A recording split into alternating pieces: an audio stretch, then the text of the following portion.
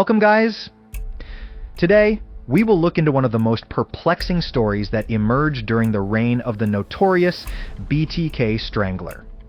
Prepare yourselves as we delve into one of the strangest mysteries that unfolded in the shadows of the BTK killer's reign of terror in Wichita, Kansas. The story we're about to uncover is not just about the fear and brutal antics of a serial killer, but about Ruth Finley, a woman with a bizarre story unraveling in parallel to the BTK Strangler. But before we set out on this gripping journey, don't forget to hit the like button and subscribe to our channel. Your support helps us grow and continue to bring you more intriguing stories and mysteries. Now let us explore the bizarre enigma, that is, Ruth Finley.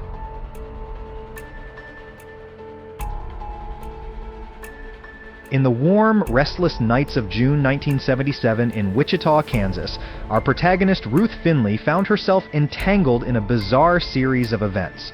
Ruth was a 47-year-old employee at a telephone company, juggling the responsibilities of her job and raising two kids.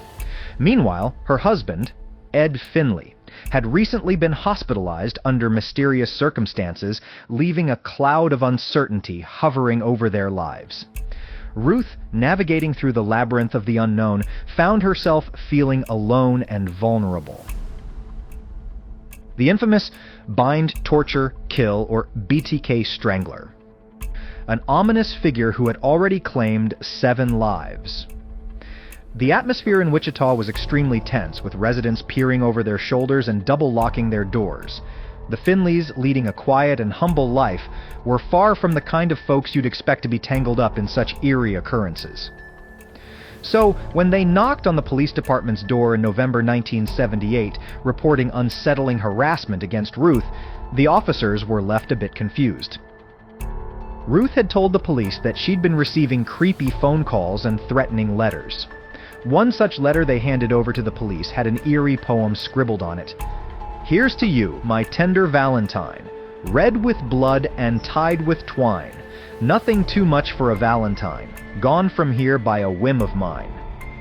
Despite the ominous nature of the message, the police found themselves occupied with more pressing matters, catching the elusive BTK Strangler. The terror had intensified the previous December when BTK claimed his 7th victim, Nancy Fox. BTK himself called the emergency hotline and coldly instructed the dispatcher, "Go to 843 South Pershing. You will find a homicide, Nancy Fox," before disconnecting. The police, upon arrival, discovered Fox's lifeless body, her neck constricted with a nylon stocking, a grim signature of BTK. BTK craved recognition and taunted law enforcement through letters to the media, challenging their reluctance to acknowledge his existence. They were forced to accept the reality of BTK's existence, however, especially after receiving his letter in which he wrote, "How many do I have to kill before I get my name in the paper or national attention?" Amidst this chaos, the Finleys faced their nightmare. On November 21, 1978, Ed reported that Ruth was missing. Several hours later, Ruth resurfaced, visibly distressed, sharing a harrowing tale of abduction by 2 unidentified men in downtown Wichita. Her inability to detail her abductors' appearances led to enhanced police surveillance on the Finley family, with eyes particularly fixed on safeguarding Ruth. The possible involvement of BTK in Ruth's harassment and abduction was a grave consideration for the authorities. However, a thorough investigation pointed to differences in the modus operandi. BTK's trademark was home invasions and subsequent murders, not street abductions. Moreover, he invariably murdered his victims, with the exception of the young Vian children, whom he allegedly left due to an interruption. The investigators weighing these variances concluded that BTK and the poet were separate individuals. Even with increased police oversight, the menacing letters from the poet continued, growing increasingly ominous. On one such instance, the poet wrote, "The river is searched for the perished. Whores will hate me, but by men I will be cherished. Viper thoughts coil round my mind. Torture and agony are unkind." The investigation continued as both the police and the Finleys sought answers to the mysterious and chilling threats they faced. The identity of the poet remained elusive, and the connection to BTK, while questionable, could not be entirely dismissed. The people of Wichita lived in the shadow of these threats, hoping for a resolution and an end to the terror. For a span of 5 weeks, the police maintained rigorous surveillance on Ruth, during which no suspicious activities were observed, leading to the conclusion of the operation. However, the sinister letters did not stop, but there were no significant developments until August 1979. A turning point occurred on August 31st, when Ruth was admitted to the St. Joseph Medical Center bearing 3 knife wounds, with one nearly proving fatal as it punctured her kidney. She underwent hospitalization for 9 days, during which she informed the police that an unknown man had assaulted her in a local mall parking lot. The incident spurred the police into action, with Ed's employer even offering a $3,000 reward for information. The police sought the expertise of a psycholinguistics consultant, Dr. Murray Myron, to analyze the poet's letters. Dr. Myron's analysis painted a picture of a severely disturbed individual, adding a new layer to the puzzle as authorities worked to piece together the profile of the mysterious poet. Throughout 1980, the harassment targeting the Finleys escalated to an unprecedented level of intensity. It commenced with seemingly minor incidents. Eggs and later feces were hurled at the Finleys' residence, a jar of urine was left on their front porch, an unignited Molotov cocktail was discovered on their rear porch, and a mix of hair and firecrackers were located in the mailbox. In December 1980, the situation escalated even further when the Finleys' Christmas wreath was set ablaze. Further unsettling incidents unfolded outside the home. Notably, the health department was misinformed that Ruth was propagating venereal disease, and a local mortuary received a false inquiry, purportedly from Ruth, about their services. The threats took a darker turn as the Finleys discovered their phone lines severed and a knife wrapped in newspaper by Ruth's workplace. Disturbingly, they found a piece of red bandana outside their house, signaling the poet's ominous trademark.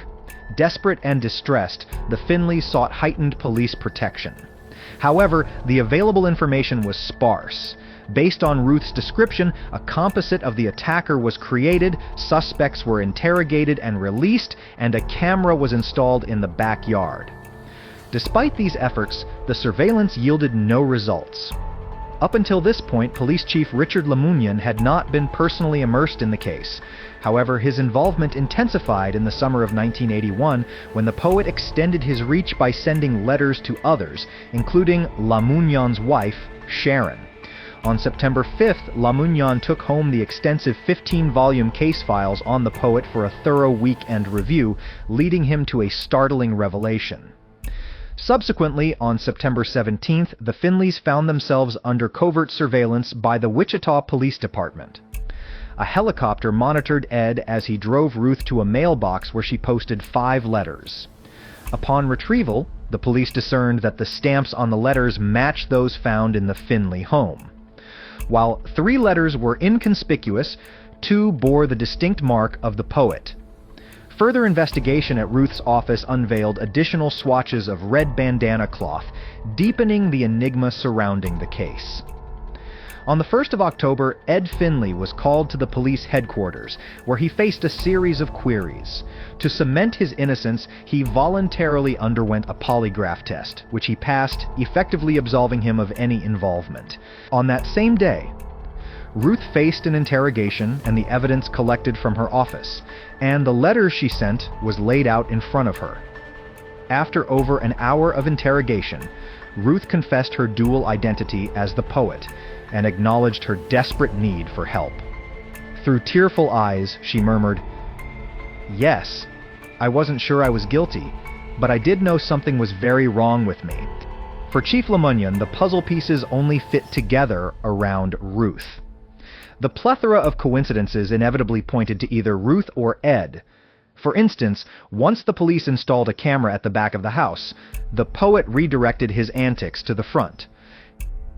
Even though the 3-year investigation had drained $370,000 from their resources, the police decided not to press charges against Ruth, provided she committed herself to psychiatric care at St. Joseph Medical Center. On November 2nd, 1981, Ruth embarked on her therapeutic journey with Dr. Andrew Pickens. Through poetry, Ruth expressed the sinister origin of the poet persona, shedding light on the trauma symbolized by the red bandana. The red bandana was the trigger that led to her psychosis. Dr. Pickens discovered a history of sexual abuse and was able to help Ruth pinpoint the association of the red bandana and its significance. When Ruth was a young child, she was repeatedly abused by a neighbor who also happened to be her parents' family friend. This neighbor began to groom Ruth, first by playing innocuous games of hide-and-seek, and began to tie her to the bed with a red bandana. For several months, Ruth was sexually abused by this man, who would stuff the red bandana in her mouth to keep her quiet and threatened her to keep quiet about the abuse. During these horrific acts, the innocent child disassociated herself from the abuse and remembered a feeling of floating above her bed, watching herself and believing it was someone else, and this ordeal wasn't happening to her.